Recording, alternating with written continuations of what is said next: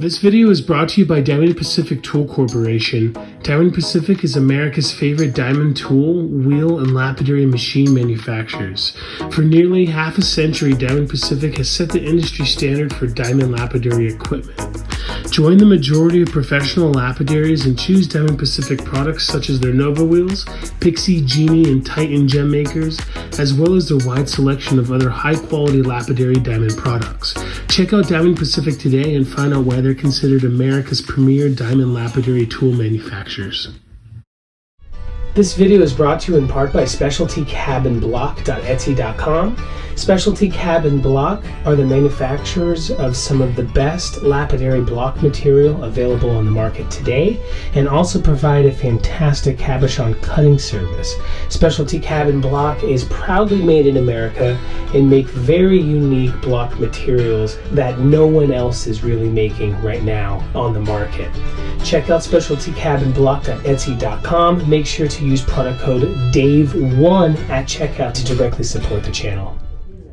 So it is a blessing to be back. Americana Indian shows. Check them out on Facebook. I'll leave a little screenshot and hopefully one of those upper link things to our video from last year. Mr. Anderson, family and friends, super kind folks with stunning quality native style jewelry and just amazing prices. Everything I believe is on sale at this show, but you can also contact them through social media, and I think at least last year they were doing online sales, so you can check that out. I'll leave more information down in the description section below. Facebook Live sales. Heck yeah. Mr. Anderson, how you doing? Hi. Good to see you again. Good to see you again. Have you been doing any Facebook Live sales this year? We did one in December, second weekend in December, and then we have another one coming up the 20th of January. Awesome. So we've been doing at least two a year, one in the summer and then one just right before Christmas for all of our customers and then other people as well, anybody, that couldn't make it to the show series for the holidays. And, you'll probably advertise that on the Facebook. Yes, yeah, Tamara does that. Everyone should be following you folks anyway. A link to that Facebook will be down in the description, so make sure to follow. I had such a blast last year. You do. We did too. You're a very good interviewer. I try. Probably couldn't talk to you like I do about jewelry, about cars or anything, but yeah, I know nothing about cars. Yeah, I love this stuff. But my wife does. She's the car person. Really? Oh yeah. She knows how to fix them and everything. So. Really? Oh yeah. Wow. Mini Coopers. What? Yeah. So she bought a Mini Cooper, and it's like the Mr. Potato Head of cars. So you get parts, you get things, I had no idea. Fix them up. Yeah. So yeah. Just world-class native jewelry representing hundreds of artists from dozens of cultures. And we were just talking about the sujolite. Oh yeah. And you were gonna let me in on a little bit more of the quality wise of the stone. Oh my God. These are pieces that have come in on consignment. Sorry for my hand. This one is Edison Cummings, and that one is Bruce Morgan. Fabulous. Vernon Hosky, that's Vernon Hosky. What did those? I love the castellated gold bezels. that he uses. Those are definitely handmade. And I'm sorry, and then Charles Suplee that did that one, which is a different color of the Sugilite. It's still stunning. It's Yeah, his workmanship is very crisp for the inlay artists out there. It's super precise. It's incredible. How long have you had these? Not that long. They, like I said, they just came in on consignment, probably a year. The price break when you get to those, top name artists, and then it has the, the Sugilite or like this in case of the Vernon Haskell with the coral and gold as well. It does bump it up there a bit in price, but they take a little bit longer to sell, of course. I mean, but those are heirloom the quality. Oh yeah. Antiques Roadshow. Yeah, exactly. Yeah. It's gonna outlive us all. It's gonna outlive your grandkids. It's a forever piece. Yep. And and that one came in from Vernon Husky. Is also. That's number 8. I was gonna say, if that's number 8, that's some of the highest quality number 8 I've seen in a long time. Do you mind? He's got the pockets to buy the number 8. Number 8's really weird. I saw a gentleman online complaining. He says, "Why is there more number 8 now than there was in the 70s and 80s?" Yep. And I guess the theory that I've heard is that back in the day, only similar quality to this, the good stuff, was out. Right. So it doesn't kind of bastardize the mine's name by stabilizing stuff. The stuff you see today is stabilized, and it's kind of not always the best, and the glue is coloring yellow. And Right. Has a little more of a yellowish matrix. there's definitely some people out there who've probably never seen number 8 this good. They might think this is like a Lone Mountain or like a Black Web Kingman or something. And I'm going to grab this book just real quick. This bracelet is incredible.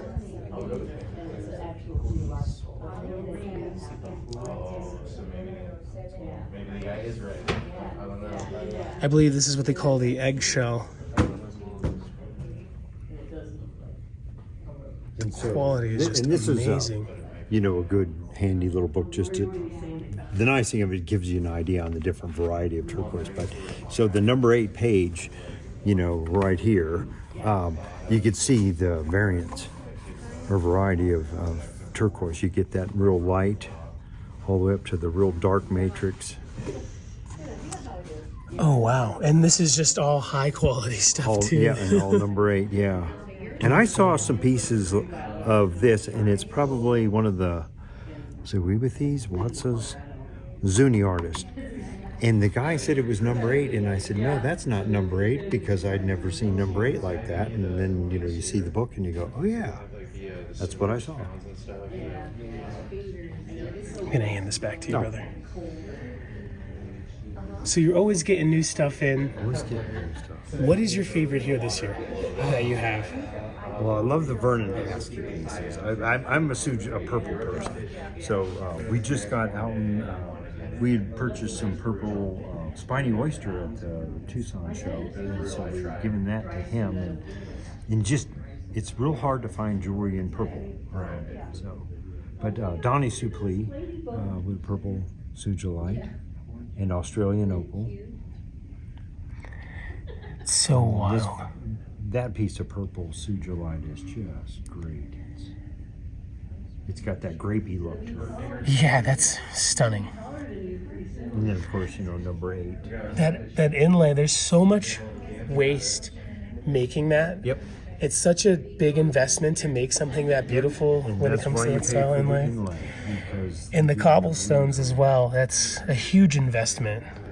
And what I heard is that when they do the cobblestone inlay, you have to cut the stone to fit, but then you also have to do all the polishing because once, in stones like Sugilite, which is very hard, you have to use that leather wheel on the end, the cerium oxide or tin oxide or polishing compound, that you can't do that once you've inlaid it. So you have to do it prior. Oh yeah. And then, so you're really like building a puzzle piece, one piece at a time. And so, you've got to. It's almost like the way they weave rugs. They get this pattern in their head, and then they just create it. That takes skill. Yeah, the cobble, it's another level of precision and quality. Something super duper special about it. Here's something similar, a little bit different. Yeah, and that's Michael Garcia, Nana Ping. And that was a piece he had done a while back and came in on consignment. And I just saw Michael about 6 months ago. I bought a little dragonfly from him. He's a super nice guy. But that's the Charolite. And Really? Could you mind if you bring it around? No, not at all. Sorry, the light in this room is, No, it's fine. you know. It's just not all Charolite is that quality. That's really nice stuff. Yeah. I thought it was Sujigen. It did, I can yeah, definitely see the Chatoyance in it. Not until I picked it up, I remembered it was Charolite. That's really special. Yeah, and that's that more like a corn. I think I think it's meant to represent corn too. So. Definitely has the look. It's a Charolite's pretty untraditional. Very native style stone. untraditional. Charo That's River in fabulous. Russia, yes. I mean, it's the easiest time to get high quality gemstones from different places like Russia, Siberia. Exactly, yeah. And at the Tucson show, we're seeing a lot more of our artists going down there. And, Can I trouble you to grab that one? and this is Sherry Barney. She is really good. And she uses the, Sujolite accents. Just insane. Yeah, cobblestone. she's incredible. Super high quality lapis. So when people talk about lapis, I use the word ultramarine. People think that the bright blue is the highest quality. I'm pretty sure that is. It's Okay. the real deal. Yeah. Ultramarine lapis. Okay. Yes, I don't know my lapis. I know what I like. Yeah. But yeah, she is really phenomenal on her inlay. And the Silverwork is really good. Definitely. Have you had this piece for a while? This one we got just before Christmas. Or maybe right after Christmas. That is not very long at all. My months are blending together now, on these buying trips. And yeah, then we got a couple of the bears she did, and then the link bracelet. Which sometimes the link bracelets are a little easier for people to put on and off, and you don't have to be as precise fit. When you do this kind of inlay, it pretty much has to fit. There isn't much in the way of adjusting other than Yeah, you don't want to bend bolster that. on the inside. Yeah. Look at this needlepoint coral piece. And this one, it's actually a block coral. Really? But it's super well done. It is Francis and Moses Begay, and his wife Delphine is the one that did the lapidary on it. And he's just a top-notch artist. My dad started buying from him in the 70s, and he would do turquoise and coral, and then every once in a while he couldn't get the coral, so he would use like the reconstituted coral. Well, it looks great. And it still looks really great, yeah. It's a lot less money than if he had used the real coral, although the workmanship, the amount of work that you do is almost the same. Oh, yeah. But Absolutely. I should say his wife did. So, Team effort. she's a great stone cutter, and his daughter, sister-in-law, also Sylvia, also cut stone. But he was up near the Gray Mountain area, and I think he still lives in that area. Incredible. And then Lionel Bahi, which is actually an electrician, but his dad used to sell jewelry to my dad. You almost felt like you were a young Frankenstein thing. Yeah. Love Your this. father shadow used to box. do repairs for my father. But Lionel doesn't make a lot of pieces, and he, I guess, enjoys his electrician job. But he made that one. And then this piece comes off. So it's a water bird. I don't know if you can see the bird there. Oh, yeah. But so it's a water bird, and it comes off. It can be worn as a pendant. And then this can come out, and then this can have a. Did that say it was 2,400?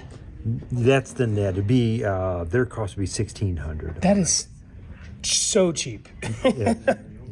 He's really good. For a handmade piece. And I mean, Yeah, it's and not then- like he's making one and mailing it to Brooklyn to be mass produced. Right, exactly. Like that. Yep. And I was then this thinking closer to handmade 6 or cones 7, and stuff. honestly. That is such an amazing price. Yeah, he does really nice work. You're just giving stuff away, Mr. Here's something. This was my mom's. My dad bought that for my mom on a Valentine's present. Oh, look at the heart. From Lionel. Would you still consider that heart a naja? Yeah. I'm sorry to ask you. Could you hold it up? No. This is a the neat heart. piece. She said, I'm 87. I'm not going to wear that again. So, you might as well sell it. But isn't that great? This is I need to fantastic. polish it. I really do. Just a light polish. But, Oh, look at the clasp. yeah, little heart on the clasp. That's amazing. How long has she had it for? Gosh. Time flies. I'm going to guess something like 15 years maybe. That is a very unique piece. What are you asking for something like that? I haven't thought about that too much. Yeah, but it shouldn't be $1,600, I'll tell you. No, I think somewhere around 3,600. That's still a stunning price. A good price for somebody.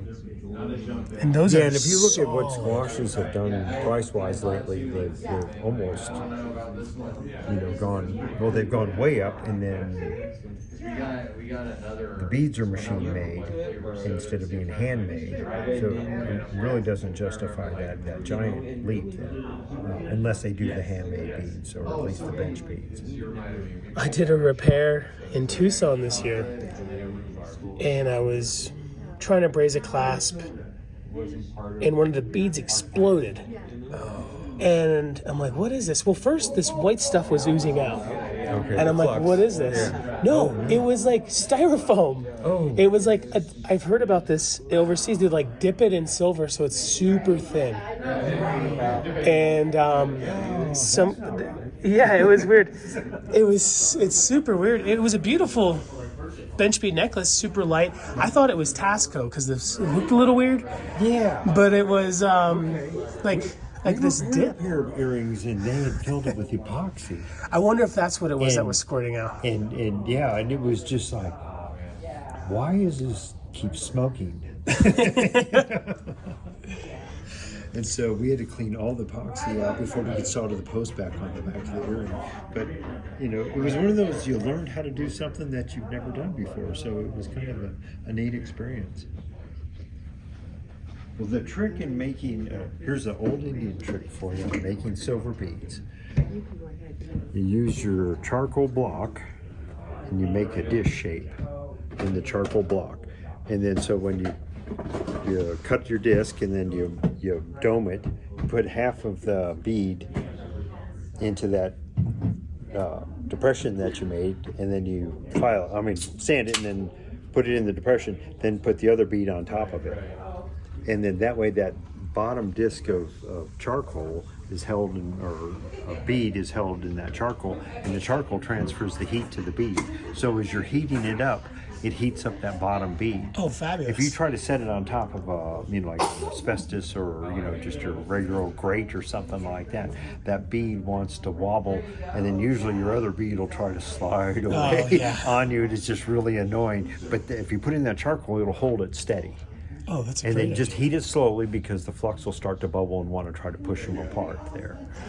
And then also, because you have to hit the silver solder, on the bead, on the seam, without it running up towards the flame. So running up over the top of the bead. And that's what Mary Tom was saying, that's the toughest part, is to keep that solder from running up on the bead. I imagine that's okay. I've had to make them when I was in school, and I did a miserable job. Oh, I haven't even tried. My wife has, but she's using Argentium, which fuses. So there's no solder. Interesting. So no problem. I did not know that about It was just Argentium. getting them to hold. Argentium is weird. It doesn't tarnish. doesn't You say it fuses. Yeah. Is it tougher than sterling? And it's stronger than sterling. And one day she's going to get a kiln so she can stop using our kitchen oven at 500 degrees for 2 hours. Oh my goodness. Which I know it's not meant for. She goes, no, it's commercial grade. And well, So for those of you it at doesn't home, mean that. We're talking food. For those of you at home that don't know what we're talking about when we're talking about Argentium, if you've ever seen something stamped, I believe, not always, but sometimes 935. 935, yeah. Was it an American gentleman who kind of coined the material? You know, I always look to her for all that information. And I just don't remember. This is the Argentium. Yeah, and she's done. It stays blingy. It's doesn't patina. Well, it probably gets your grease and stuff in there, but I think it's known for not patinaing, right? It doesn't take a patina. Yeah, and what it is, I guess, the germanium molecules. Sterling silver oxidizes because the copper molecules that they've alloyed the silver, pure silver, down to 925 with. Those copper molecules are what are rising to the surface, and they're what's tarnishing. So, did your wife make that piece? Yeah, that is we got awesome. the watermelon. She got the watermelon tourmaline. Can I trouble you to hold? That was at 22nd Street in that collector tent, that high-end tent. Oh, the show place? Does she show at the show place? No. But that's where she bought the stones. Oh. And then I think I know exactly. From a Brazilian person right across from Milo's Opals, maybe? Maybe. They were on the right side. Yeah, right when you walk in, it's on the right side. Yep. That dude's awesome. We started the other way. Your wife's got great taste. We bought, and then she goes, okay, we hit them on the load, and she bought enough to make earrings. She hasn't made the earrings yet. Look at this texturing. Almost looks like a meteorite or something.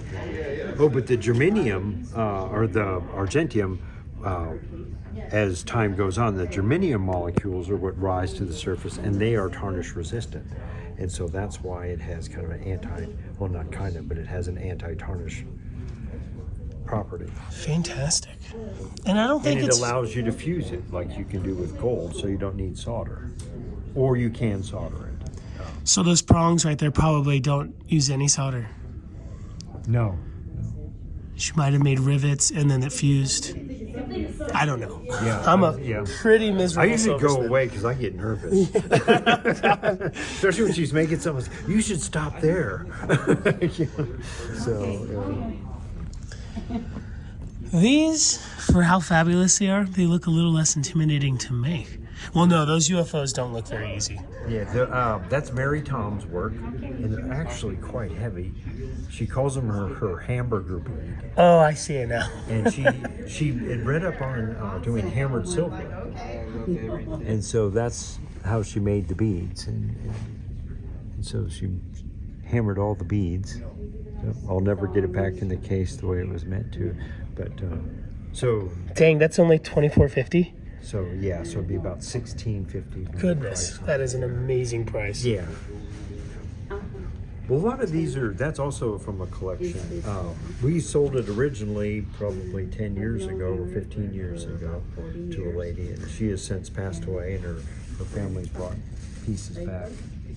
Do you know anything about the turquoise in this rondelle? Okay, here's my abilities right here. so I made that. I bought that at the Tucson show as well, and I don't know. I think it's a Kingman, and what they're doing with a lot of the turquoise stones is they're sending them overseas to be cut and then made into rondelles or rounds, or just drilled.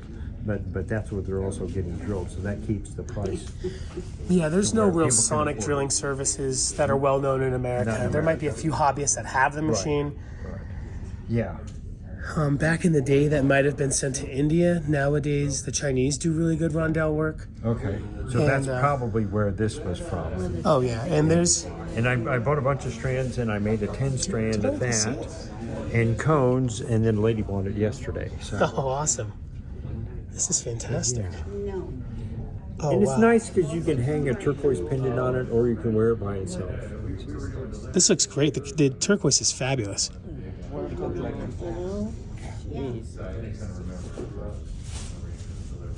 It's so simple, but it's good. Lovely. Yeah. It's functional.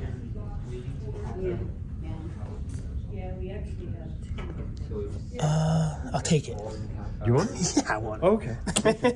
I'll make you a very good brush. It's already a great price. So it'd be about 120. Heck yeah. Sounds good. I'm going to delete that so my girlfriend, I'm going to tell her that I paid $2,000 for it. Okay, I'm joking. $1,200. No, I'm not going to delete it. No, put it back here. Now this. Awesome, man. You got great taste. And for those of you that didn't watch the first video, your father started the collecting and trading. Yeah. And they had an uncle that had a trading post in Sanders, Arizona, in the 40s.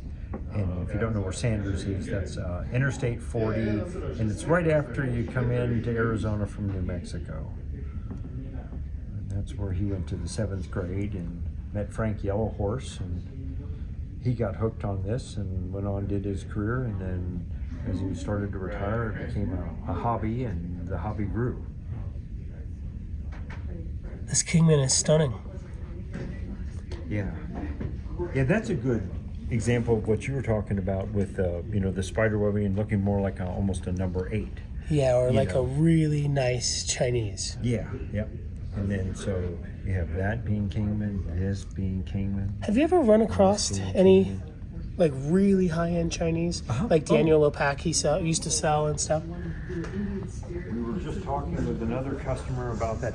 Alton Bedoni made these. Look at that. So there's one there, and then this one, and then here's one here as well. Doesn't even But look that's Chinese. the stuff that came in the 80s. And my dad and uncle had the presence of mind to buy a bunch of it. And I remember being at the Regency Hotel here in Denver, and they just bought a strand of beads, and my uncle took a hammer and he goes, "Watch this," and he hit one of the beads and it didn't break, and he goes, "If you tried that with American turquoise, you'd have chips." And he said, "This stuff is so hard, it holds a luster that is just unbelievable." And at the time, I think was about $8, maybe $10 at the most, a carat. Mm-hmm. And now I'm seeing, which for the 80s was like Morenci. It was an expensive stone. But now, you're seeing it at 40, 20, 25. Before Mr. Lopaki passed away, he was selling cabochons 20 to 40 a carat. I love breaking down these. This one is just... I love supporting good Chinese turquoise. In fact, I like supporting the cheap stuff too. It's a beautiful stone. It's from Mother Earth. Yep. It was put somewhere. A lot of Americans, they're just raised with the idea of cheap Chinese crap. Right. And you know what? It grew on our planet. Let's keep the turquoise out of it. Up, remember? Yeah, right. exactly. Yes. Yeah, it's like the Mexican silversmiths, and then also we carry the Mono Ortiz pottery, which is from Mexico, northern Mexico, and it was just where somebody drew the border, or it would have been Native American. Absolutely. I mean, and then here's some of your more what people used to see in the Chinese or Tibet turquoise, which it doesn't hold the luster, and you can really see the difference.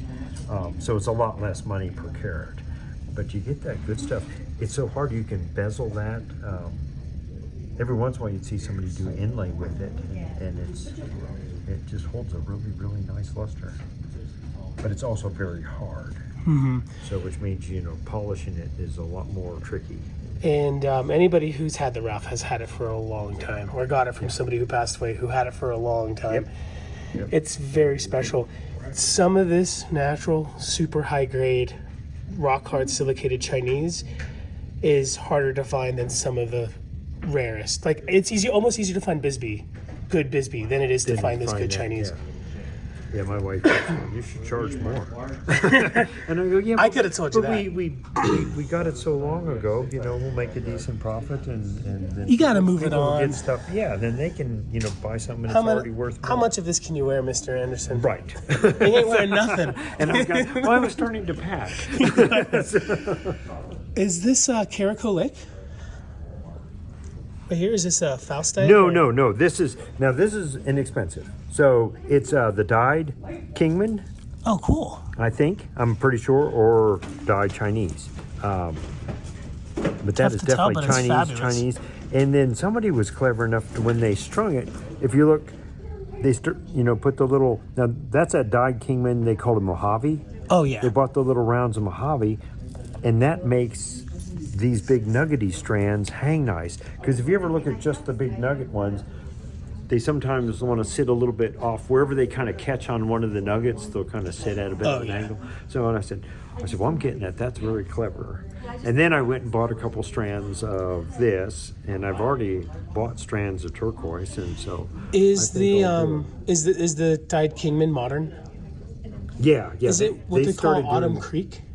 Is the trade name they're giving it? Maybe. I mean, it used to be Mojave, but that was from the Kingman people. Yeah. And they probably come up with a new marketing name. There was a purple also, and then they did a purple with kind of a goldish matrix. I want to show you a photo before we get out of here. I have a friend in Kansas who's making America's highest quality blocks. He made one that looks just like Gold Hills. Oh, no kidding. It's awesome. Oh, Awesome. And it doesn't have a lick of turquoise in it. And it's just fabulous looking. You know? But yeah, that was neat. Then I had to do my restringing bit because these guys were strung just a little bit too close together. And then it had that chain instead of the foxtail, the woven. Is this a Alzuni piece? No. From Jogs? No, from Running Bear. Oh, cool. Over there. Stunning. But, those guys are all buying their stuff from somebody making it there in Gallup. So. Oh, for sure. Yeah, so, travel around selling this and this. The Naja I bought coming from a bunch of Persian folks. But it was made in Gallup. Right. I mean, nice. so I don't care who it's from. Yeah. So Al Zuni and Kamal and all those guys. Oh, this is fabulous. How are you making any money? People in the business say you should not be in the business.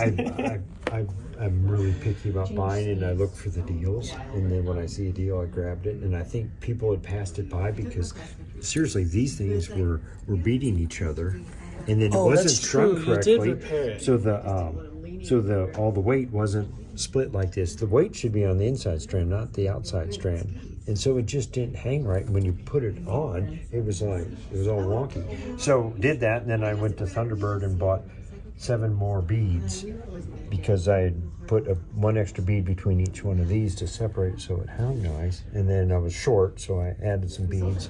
But when you put it on that foxtail, it's going to wear for 20, 25 years. That chain has a tendency to eat out the inside of the silver because it's a stainless. And so your beads sometimes will start to get a little irregular, and then they'll not want to sit on each other straight. What an incredible necklace! Cool. It is so good. It is so affordable. And then these are the Navajo finished beads, so they're not completely handmade. They're just finished. Incredible length too, and I like these clasps because if you don't want it that long, you can hook it around a bead and shorten it out. Yep. If you need it to hang in all the delicious places. Yep. This is Alton awesome. kind of does the same. He's been making the last several links of round bigger so that you can take the hook and you could hook it to make it shorter if you wanted to wear it up a little bit or wear it its full length. And then he said he just bought the stamps to make these rounds, which is fabulous. Really, really cool. And it's not, it's a metal plate, and then you have the... Is this piece sold already? No. We picked those up on our way out of town. So they were packed in bubble wrap in the back of the truck on the way out. So we're just going to pack it back. There's another one in the case. Competitive. He draws all his lines on the silver, and then he takes a flat chisel stamp, and he just goes back and forth on those lines to get the depth that he wants. And then he does the same on the bezels. So if you see the bezels, it's a 20 gauge silver or 18 gauge. I think these are 18 gauge. And then he just goes back and forth along the same line till he gets the depth that he wants. But he said when he does that, he gets super precise in spacing. And he goes, otherwise, if you don't do that, some are a little closer to the other, when you stamp them, and when you stand back and look at it, you can see ones that are closer together. And when you look at his, it's perfect. I love the castellated bezels. Yeah, Tamara's been doing those, and she goes, "You need to try this." And it's like, yeah, I know. Yeah, don't we all? Yeah. My grandfather's pretty good at it. I am honestly not. I can't even use the Wrigley wrapper. I'm a terrible silversmith. I'm there. I can make silver toothpicks. Awesome. Hooks and eyes. Is this Sonora and Gold or is it Royston? Which one's that? This one. guy. No, that's at Palomino. Oh, wow. And so, all right, I'll tell you what I know. I heard it was turquoise, and then I heard from somebody else that it's Veriscite. And once I heard that, it's like, well, it does. It looks a little bit more like Veriscite than it is turquoise. So, if anybody knows, please chime in. Yeah, let us know. Because I can kind of see that. Like the Seven Dwarves was sold as turquoise to a lot of people and Veriscite to others. And then like Iron Maiden, it looks just like turquoise, but it's a Hotsonite. Oh, no kidding. Okay. Oh, and you know what though? Like back in the day, Veriscite was a lot more affordable than it is today. Yeah. It is turquoise family. Yeah. I do not care what. It's missing a few, and it has a few extras. It is awesome. Awesome stuff. Yeah. It is. There is $15, $20 a carat Verisites out there. Yep. And this looks stunning. Yeah. So that was, and that also might be. Who's this? It's Tom Lewis that did this one. Is this Tom Lewis's work? Palomino. Yeah. And I got that at the Tucson show. And so that was the first time I'd ever seen it. And that is Tom Lewis. So it's the same artist that made that one there. The Gaspiate. So what an artist. How fast do you have to make these to be able to sell it to someone as generous as you, to where you can sell it for that price? If I made that thing, I would need $12,000. Yeah. Oh, yeah. Yep. They're such amazing artists. Couldn't afford my jewelry. Yeah. You wouldn't even want mine compared to this. Is this Sonora and Gold over there? And then that is Sonora and Gold. Yeah. So Very nice. that's just, it's got a nice little variety of it. And that one is also Tom Lewis. So. And then there's a Sonora and Gold, just a pendant. And then that Gatsby just came out.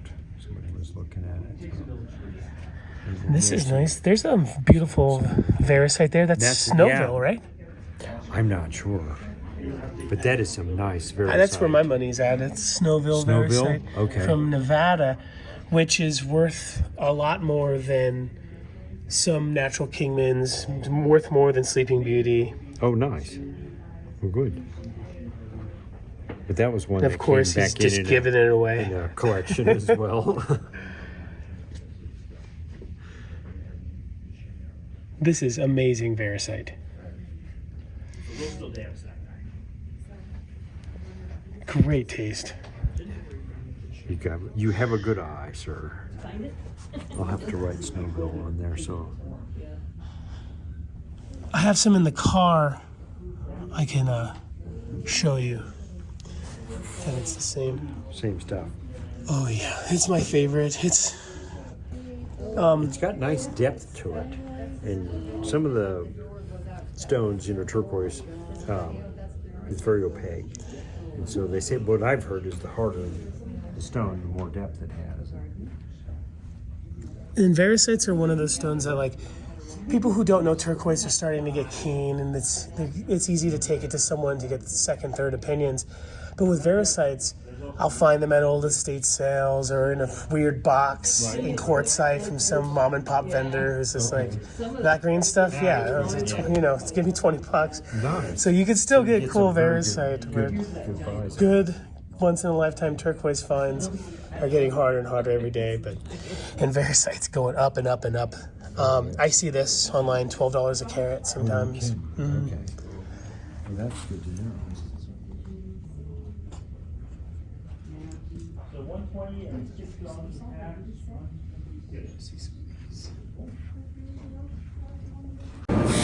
Just taking the little sharper edges off, making them a little smoother. It's that Hopi overlay. A lot of times that work workmanship gets real crisp. And so, make them a little more round and it just looks more comfortable. Forgive the gloves.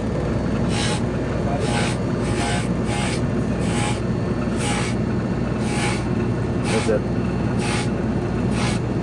Harbor Freight by the crate.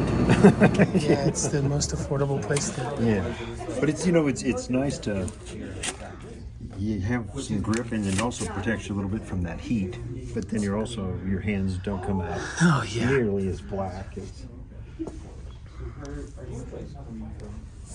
And I was using golf gloves. Oh wow! For like That's the a big great stuff. idea. 'Cause, they always wear out, but we don't play golf hardly.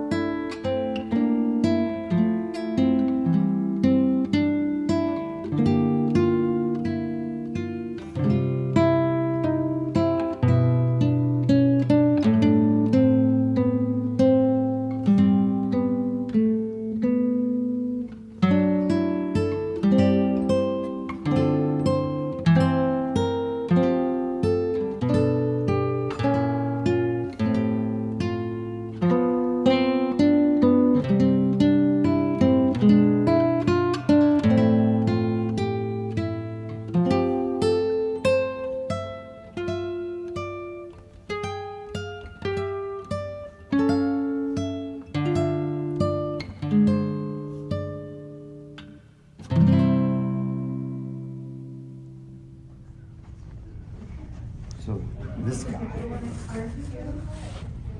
and we don't know much about it other than, it's Navajo yay style rug or yay rug.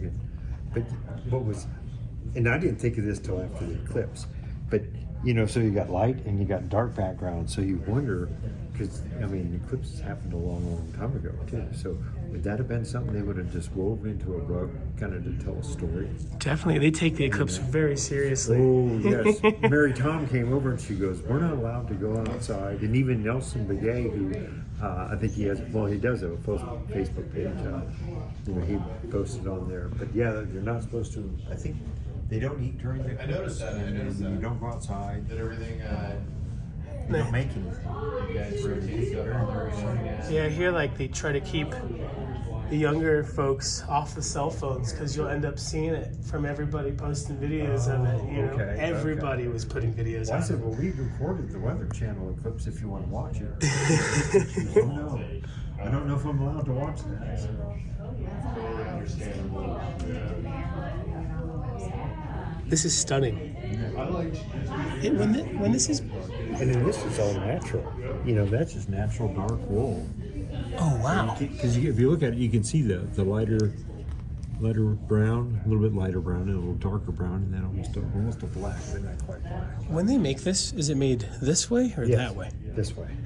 Start at one end and go all the way up, and they sit on the ground. So, you roll it. So you're weaving this way, and then this side goes up around the back while you're working your way up, and you have to remember your distances. You can't be constantly getting up and going over and measuring. So all this stays in their head, and something like that's got a lot of linear lines, but you look at something like this burnt water. That's just crazy. I know, They bordered all the color changes with a darker color. And so you got all these balls of yarn, and then as you get up, you have to remember, I'm sure they peak every once in a while, but on the other side. And this is a big rug. And that had to take, months or so. Right. they're wearing. That was my first addiction, was a Navajo rug. Really? Yeah. Did as soon as you started collecting, were you already dealing in them? No. So you 'cause just had stacks in your house? first time I worked for my dad and uncle, instead of getting a paycheck, I got a rug. Hey, You know, like it's not bad. no, not at all. And then I did the same thing next summer. And then I bought a bigger rug, and I could only afford half, so they had to hire me back. I was still in high school. Or junior high, actually. This is amazing. I like that they're wearing little chocolates. Yeah, they're wearing the traditional neck. And you know, the earrings, and so these earrings are that piece, you know. I mean, it's a different piece, obviously. But when people see those jaw claws on the necklace, they were actually the earrings that Kachinas wear when they do the dances. And if you look at the case mask, there'll be a hole drilled in the ears. And that's what they would do, is they would take this part and tie it into the ear part. And so that was the earrings on the Kachinas. And then when they weren't doing the dance for the ceremony, then they would hang it back over the necklace.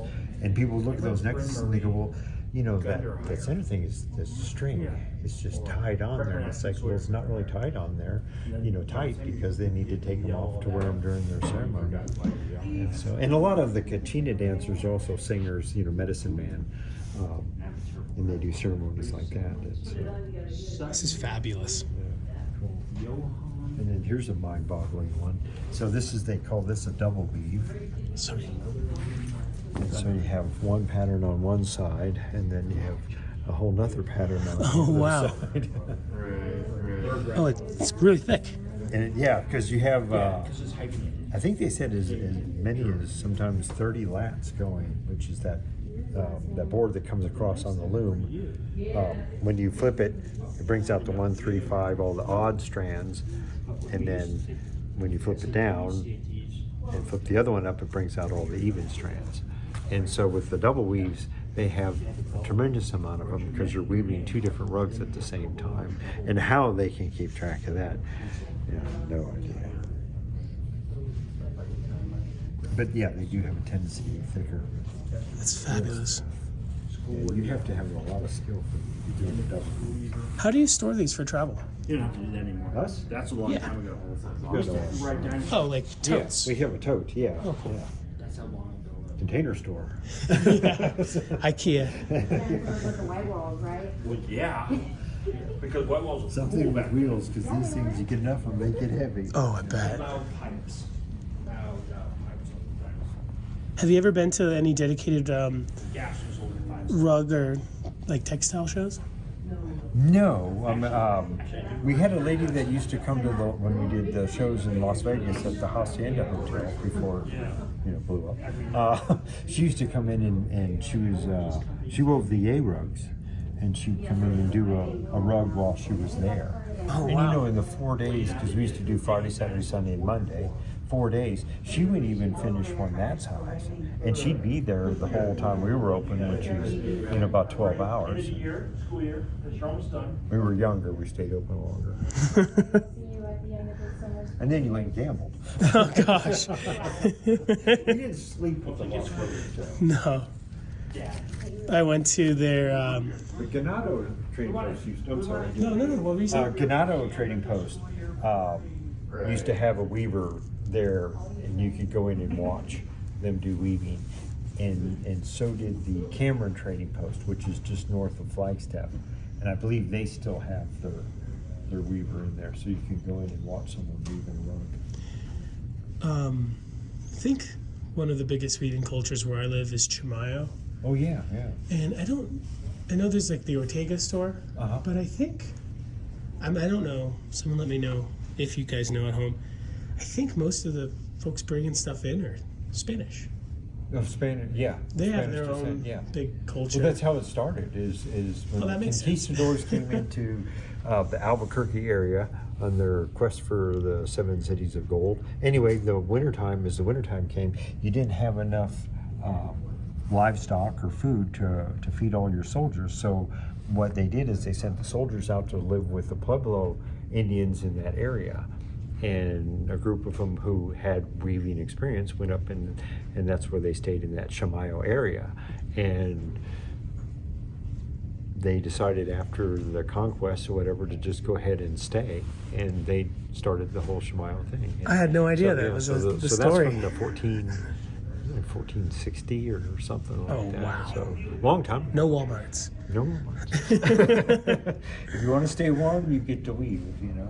But they weave beautiful. Well, they use a more mechanical style weaving, but still handmade. I hear one of the biggest sets of. I beg your pardon? No, go ahead. Go ahead. Oh, I was going to say, I heard one of the biggest groups of folks that buy over there, much like high-end native jewelry, they're the Japanese. They love high-end weavings, rugs, yeah. vests. Yeah, they're looking for the high-end version of everything. You Yeah. know, who's the best, you know, Zuni carver, or who's the best inlayer. I have. And I think that's just in their culture, because I think, Oh, you yeah. know, an apple, you know, looks like a soccer ball. You know, that's the prize apple, you know.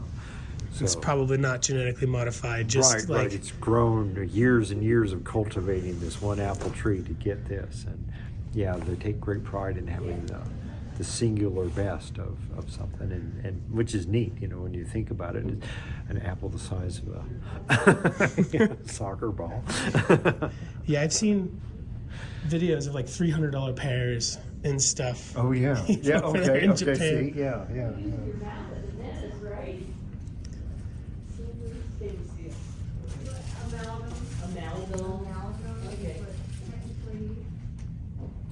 Flights have to use wrought iron. Oh, wow. Sometimes just an old horseshoe. Well, and a lot of people, because they don't know themselves. You got what you want, Well, whatever. All those years of watching History Channel.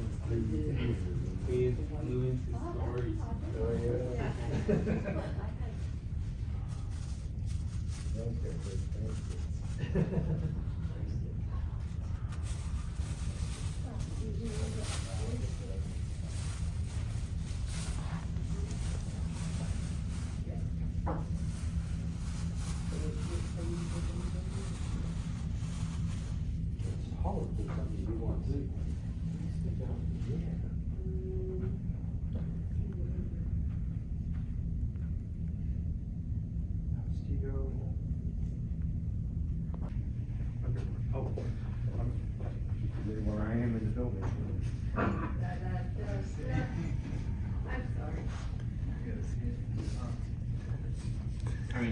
I always love looking at or noticing the Picasso marble You know, it's been that a lot of the Hopi-Zuni Dene sculptors use. that turquoise. Some material pretty close to my heart. Then there's some serpentine. Sometimes it's the rickolite from Grant County.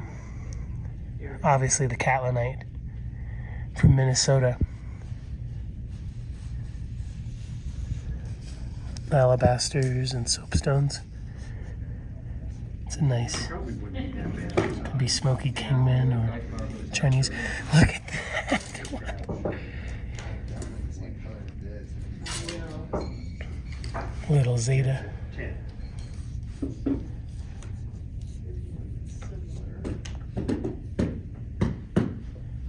This is really trippy. Is that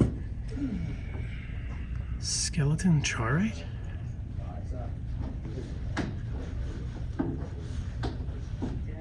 Little gunslinger.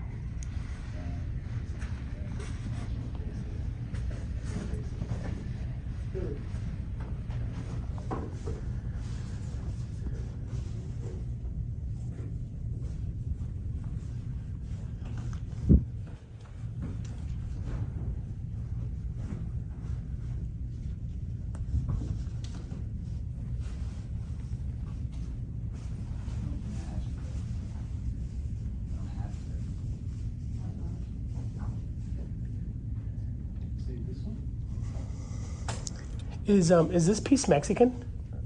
No. Matt?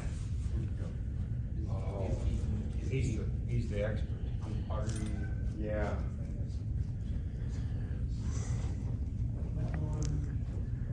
No, it's a famous artist too. Well, these guys. To see what it says on the bottom.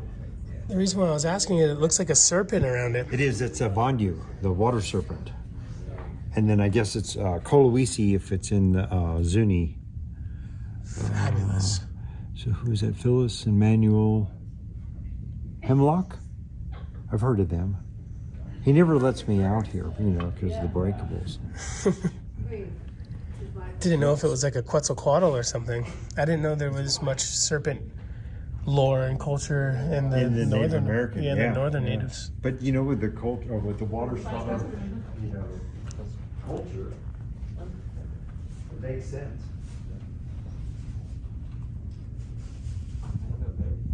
I know, and But you it's, are picking out really big No, it's a things. lot of the symbolism symbols that you see in Native American, you also see in South America. Mm-hmm. Because we're all related.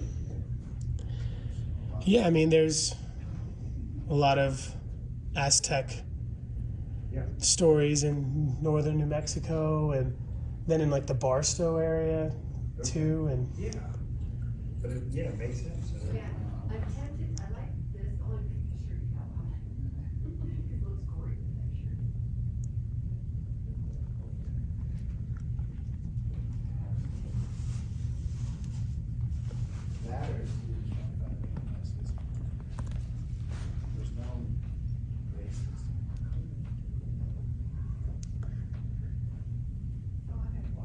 fabulous beaded aprons. I know, it's easier. I know, I can't from the other, especially after taking the display off of them.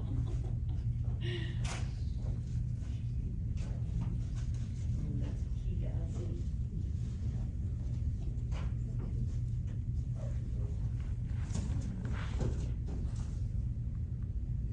That's awesome. That's alabaster. Looks like it's on mahogany or cherry.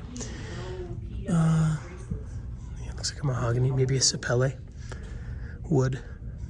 That stone, did I write on the back what that stone was? Yeah, that was Bisbee. Is that Bisbee? Okay, because I know there was one Bisbee and then there was one Lone Mountain. I was pretty sure that was Bisbee, but there's a Lone Mountain. You want to blurt it out, you're wrong. This is the black. I think sometimes it's called crow pipestone. I don't think it's crow because it's black. I think it has to do with the Crow native folks. Look at the clown. Just sitting and strumming. Two different shoes. He's got his slightly more traditional shoe there, and then his Adidas. Look at the nips.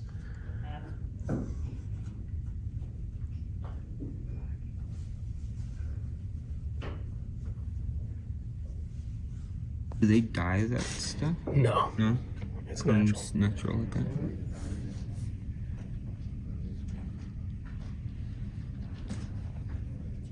Is